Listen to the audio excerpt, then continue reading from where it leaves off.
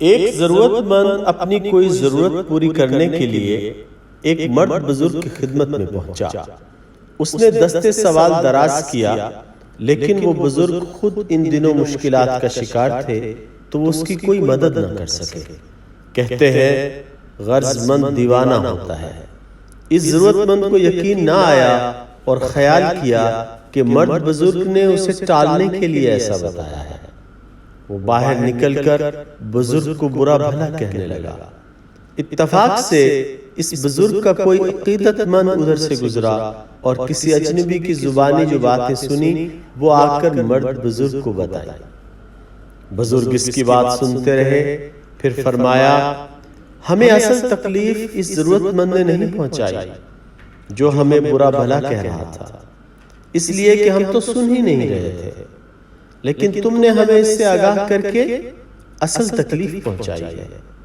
اس کی مثال ایسے ہے جیسے کسی دشمن نے ہماری طرف تیر پھینکا ہو جو راستے میں گر گیا، مگر تو وہ تیر اٹھا کر ہمارے پاس لے آیا ہے اور اسے ہمارے پہلو میں چبھا رہا ہے۔ اور ایک بات میں تمہیں اور بتاؤں کہ وہ دشمن ہماری جن برائیوں کو سرے بازار بیان کر رہا ہے، ہماری برائیاں تو ان سے زیادہ ہیں۔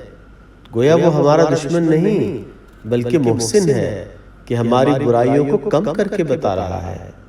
وہ تو قیامت کے روز گواہ بن گیا تو ہو سکتا ہے ہمیں جہنم سے نجات حاصل ہو جائے۔